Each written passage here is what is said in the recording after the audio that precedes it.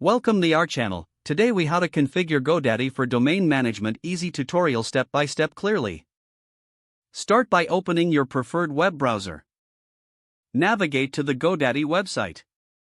Click on the Sign In button at the top right corner. Enter your GoDaddy account credentials and click Sign In again. Once logged in, locate the My Products section on your account dashboard. Find the domain you wish to manage.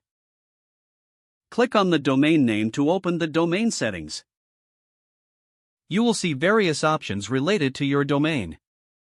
To configure the DNS settings, click on DNS or Manage DNS.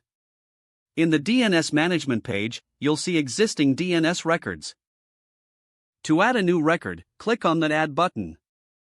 Choose the type of record you want to add, such as a name or MX. Fill in the required fields for the selected record type. Ensure you enter the correct values for each field. Once complete, click the Save button to apply changes. To edit an existing record, find the record you want to change.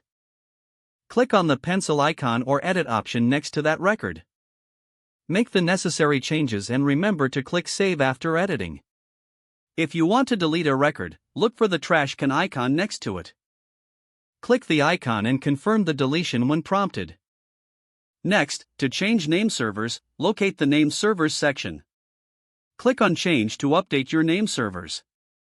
You can either choose GoDaddy's default name servers or enter custom ones. Once selected, click Save to apply the new name servers. After making all necessary changes, allow some time for them to propagate. This may take anywhere from a few minutes to 48 hours. Regularly check back to ensure your changes are reflected correctly.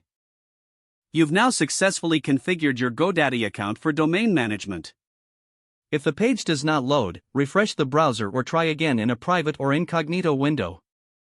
Don't forget to like this video and subscribe to our channel for more step-by-step tech guides.